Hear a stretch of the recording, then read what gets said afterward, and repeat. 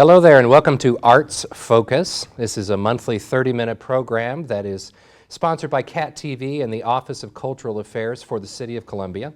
My name is J.J. Musgrove and I am the Director of the Office of Cultural Affairs, and along with Sarah Dresser, who is the Program Specialist, we host a 30-minute program where we talk to local arts and culture organizations, their artistic and executive directors about their organizations, and find out a little bit about who they are, the organizations that they represent, and try to give you some information about how you can be involved in their organizations and how you can bring your families to see their performances and to view their galleries and things like that.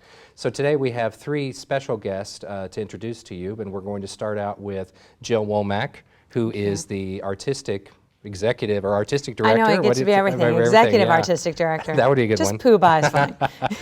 For the Trips Institute Yes. at Stevens College. And so the first thing, of course, we're going to start with is, what is the Trips Institute of Stevens College? And give us some background there. Sure. TRIPS stands for, if people don't know, Theater Reaching Young People in Schools. And it was founded and started 16 years ago. I really cannot believe that. Wow. And our mission has always been to teach children about the performing arts and to reach children who might otherwise never see live theater, and to inspire them to find their own creative voices. So we lived for a long time in many places around town, and then this visionary president at Stevens College, Diane Lynch, said, "We believe in children's theater. We understand it's a hot and fabulously dynamic, growing field for our artists that we're training here at Stevens. Why don't you come and be a part of Stevens?" And that was the best cup of coffee I've ever had. So we've been adopted in. We've just celebrated our first birthday there at Stevens College and have a beautiful home in Hickman Hall on the campus. Wonderful. So as the Institute, we are a wonderful auxiliary department at the college. And the revenue is an external stream of revenue, just as we always have, funded by tickets, tuition, fundraising, grant writing, and we fund our own programs. So it's a self-sustaining program underneath the wonderful world of Stevens College. And the win is enormous. You know, we Trips have gone from being a solo arts organization here into a national platform, being a part of the number 11 ranked BFA program, performing arts program in the United States. And that is heady. It's really quite wonderful to be given a home so we have a space to grow and to really turn our attention from finding a permanent space into creating new programming and creating a win-win with the students. We have these great, amazing, dynamic women who want to go on into the world of children's theater, want to teach, want to perform, want to design, and they're getting experiential training and getting paid through stipends and internships to do what they're training to do.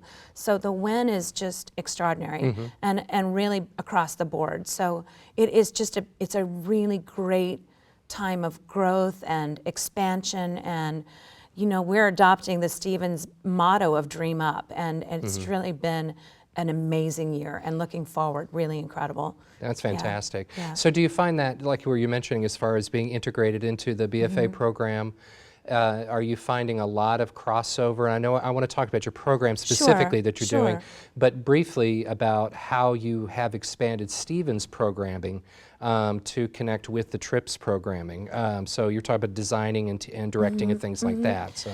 Yeah, well, this summer, first I get to be an assistant professor, which is That's really, wonderful. I'm going to buy more tweed. But it's, I love it. I love teaching these college women. It's so rewarding to see people, daily light bulbs go on of, I didn't know I could do that, I hadn't thought about that career path. Oh, I can not only be a trained Shakespearean, Chekhovian actress, but I can support this world of Seuss. It's the same approach in acting. So this past summer we had 4 students who were paid interns in our program.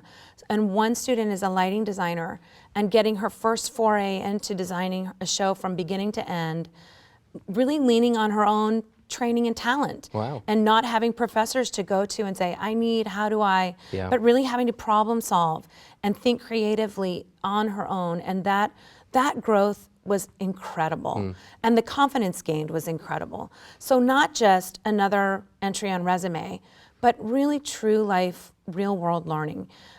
We had 3 students who came in, and well, actually all 4 came in and taught at the summer camp. And they'd gone through the Theater 220 class with me of teaching children's theater, learning classroom management, how do you write a lesson plan, how do you adapt a book as a play, and then coming in and shadow teaching with some of our TRIPS teachers, and then going on to being a lead teacher this summer. And their eyes were, huge, you're gonna lead teach, and that transition from being student to teacher is enormous. Of being behind the desk and then in front of the blackboard. It's really quite something. And I think all of them grew as artists and confidence and in possibility of what my future can be now. So I think that is really, truly an extraordinary part of the privilege of being at Stevens and being part of this academic world. One of the most wonderful things about teaching is that you get to integrate everything that you've learned. Right. Because when I was teaching in college and theater classes, I thought I knew things after graduate school, and you don't really know anything until you have to teach it to somebody. So. Well, and especially with the little kids, you're having to break your process down so minutely into little manageable bites for them. And so it really makes you break your own process down. How do I approach a text? If I'm going to direct, how do I help someone create this role? And so I think it's made them tighter artists all the way around. Yeah. But just knowing and creating this new pathway of possibility is so exciting. So I think we've brought in even the students who are in the events management program, they're coming in and helping us put together these massive tea parties that are so important to fundraising for us. And the new Fairy Tale 5K, we've got a wonderful student who comes in and she wants to know how this happens, because if you put it together from scratch, you can pick it up and take it to any city. And what city and what arts organization wouldn't want someone steeped in, I can do this from beginning to end. Exactly. To walk in the door and say, I'll do this for you. Right, exactly that type of thing that everybody's always looking for the magic bullet, so to speak, as far as raising funds and things like that. We have, just need now from you, just information about how people can find out about TRIPS itself. Sure. So just just within the few seconds that we have left. Oh, sure. Where can they find out more information and get involved? Well, we have a lot going on because it's perfect timing to get involved with us. We've got a new dance studio that's about to start. We've got the new private vocal lessons, and we've got Saturday and after school classes. Go to the newly designed website. It's gorgeous, www.tripskids.com. There's information there. You can call us 449-4536. Okay. We'll be happy to talk to anybody about jumping in.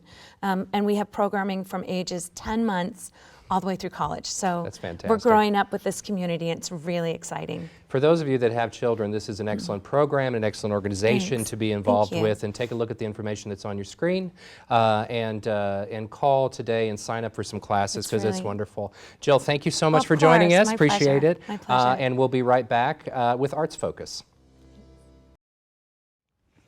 Welcome back to Arts Focus. Our next guest is the Assistant Director of We Always Swing Jazz series, Josh Chittum. Thanks for having me. Welcome.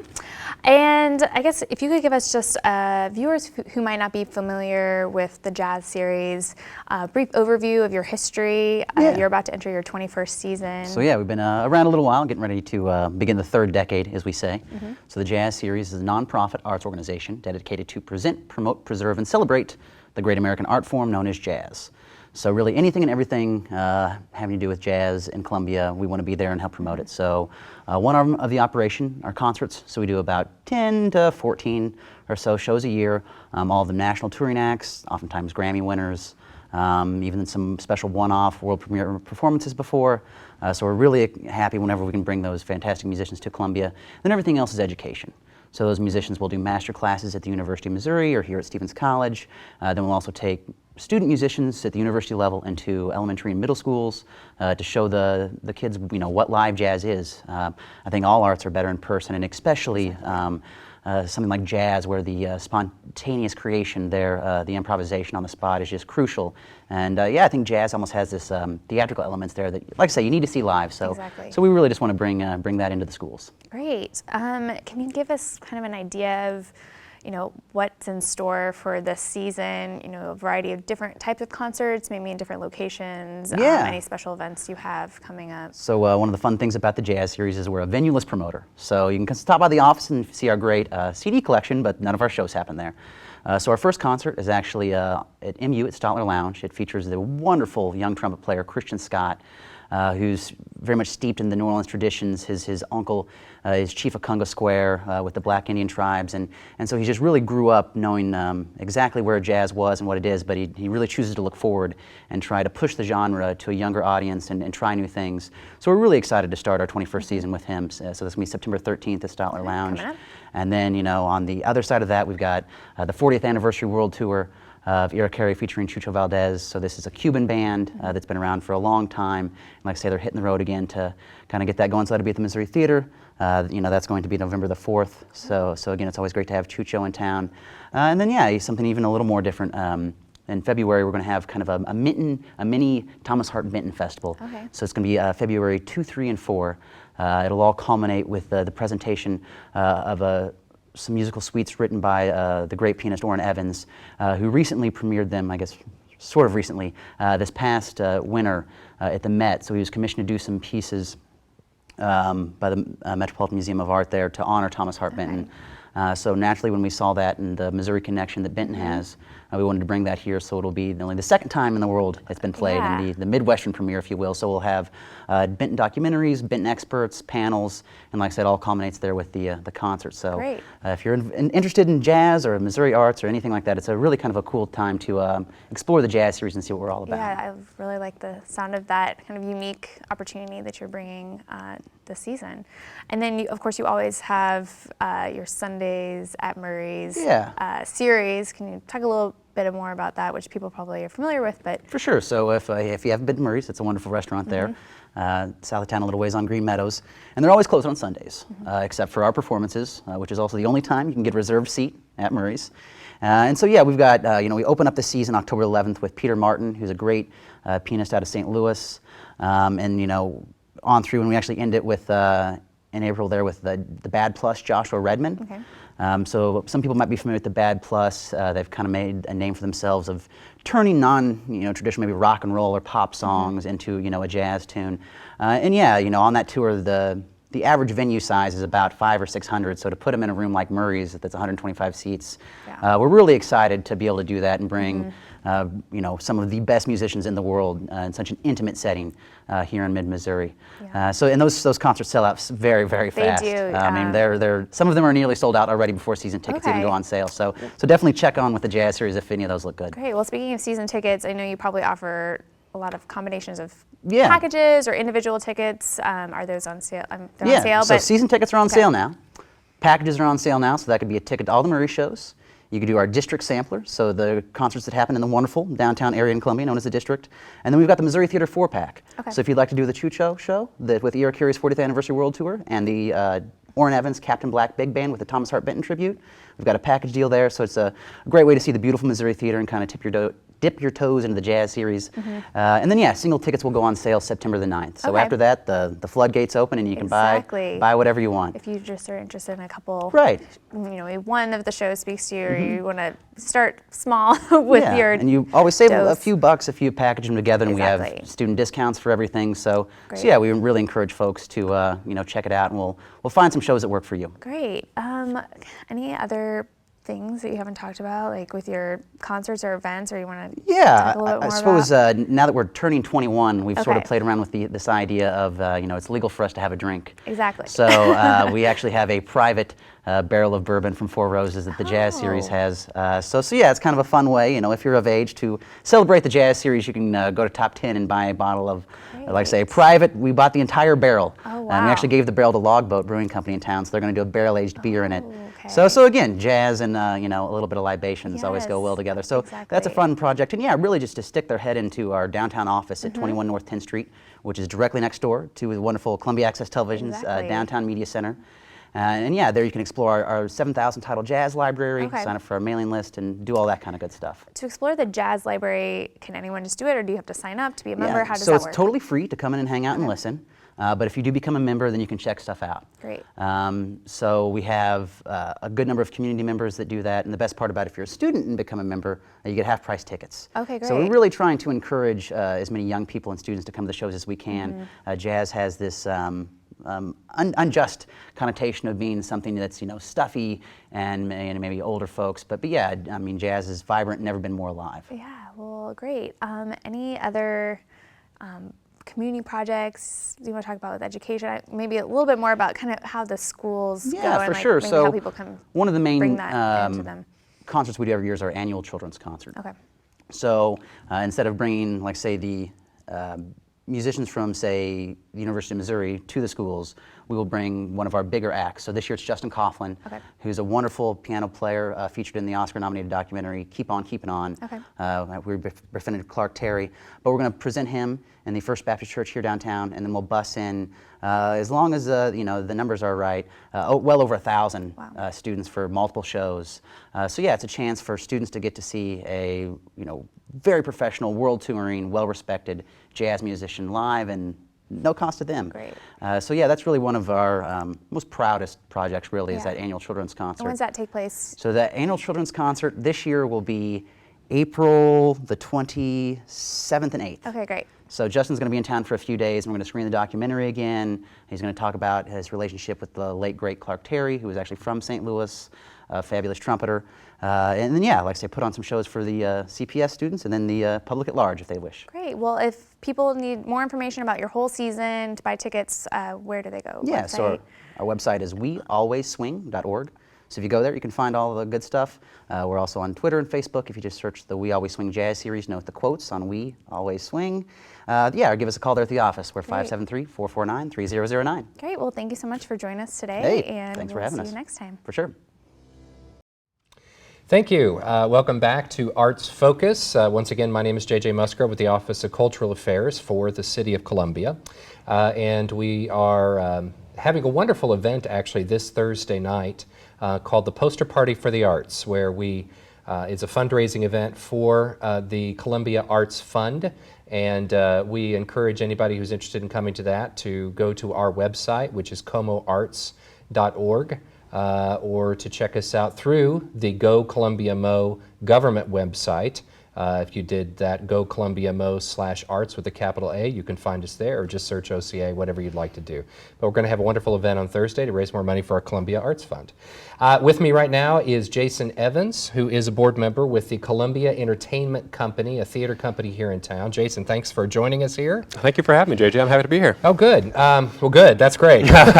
What we're interested in doing right now is really just kind of finding out more about the Columbia Entertainment Company, which we call CEC, and give us an idea as a new board member. Yeah. Your previous work with and background with CEC, Sure. and kind of what's going on right now with that. Sure. I just want to say I did go to your poster party event last year, and it was a lot of fun. Good, Yeah, thank you. It was a great event. Well, we appreciate having you. That's for sure. Columbia Entertainment Company was established in 1979, and this is we're entering our 37th season.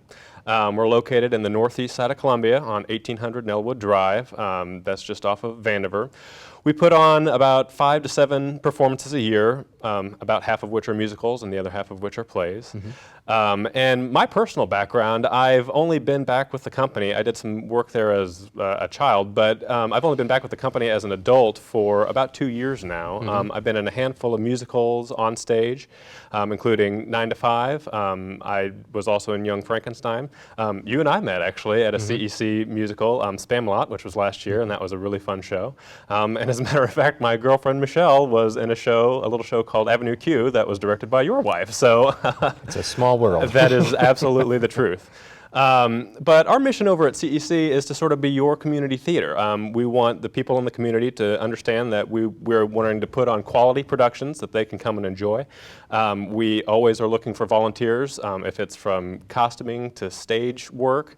If you want to be a director or an actor on our stage, we are happy to accept people and get them involved in our community theater. Great. That's wonderful. Absolutely. Let's talk about the production that's going on right now. I believe Sure. it's Mary Poppins. That is true. Yes, it is. And I know that you all have put an awful lot of hard work into that. Yes.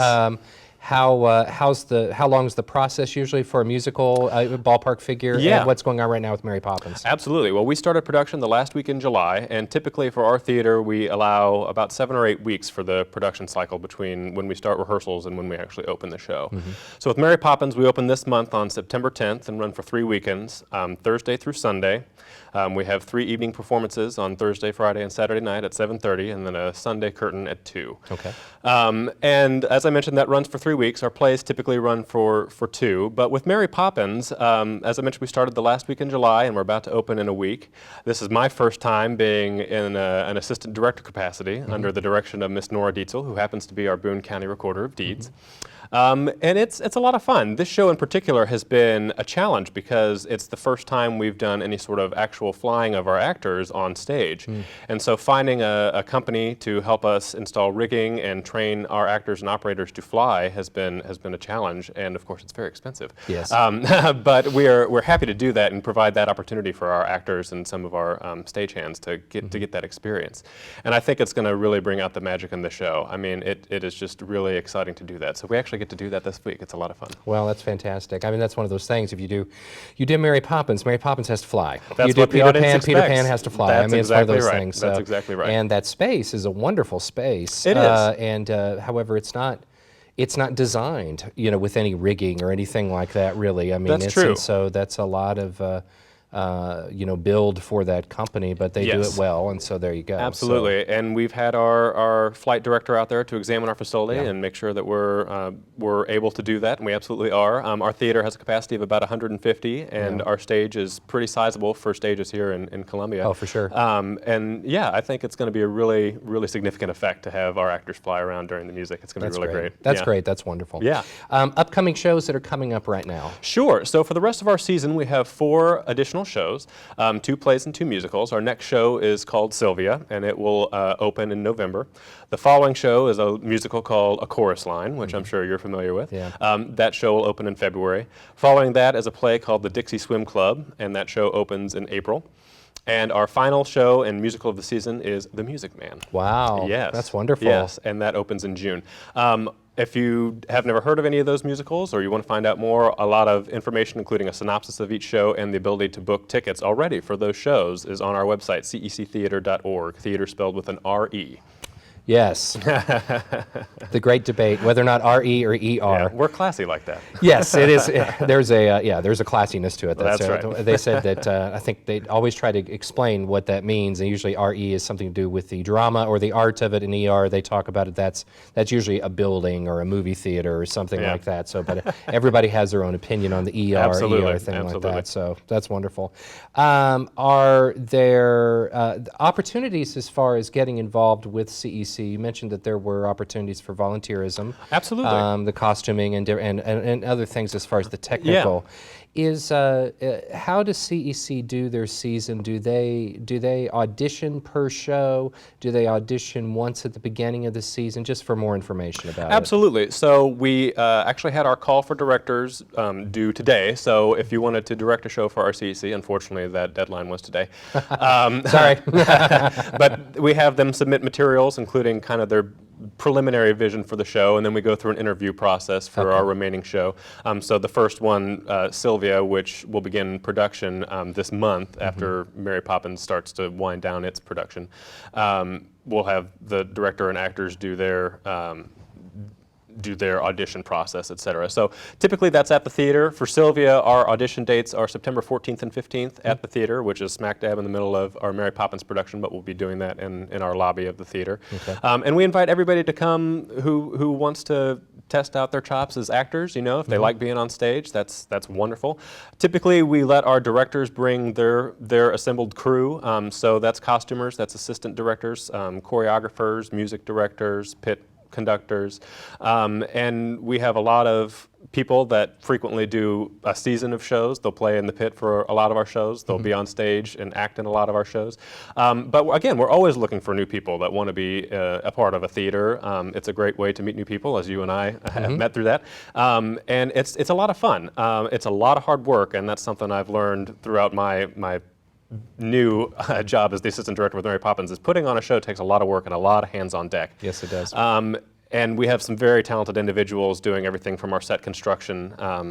Our director has a great vision for what we want our shows to be. Our actors on stage are fantastic. Our singing is top notch. So, and that's what our mission is at the theater, is to produce those quality programs so our town can have that experience that we know that Columbia Entertainment Company is a place that you can see a really good show. Well, that's fantastic. Yeah. I think that one of the things that we're great here, or that we're blessed as far as, at least in our theater community, is just that we have a lot of different theaters, but that there is an opportunity for anyone and everyone to get involved, regardless of their level of experience or education or anything like that, which is absolutely fantastic. Absolutely, I agree. And I have this, they'll be on the screen here too, but for more information and also to get tickets and everything like that, the website is cectheater.org. That's right.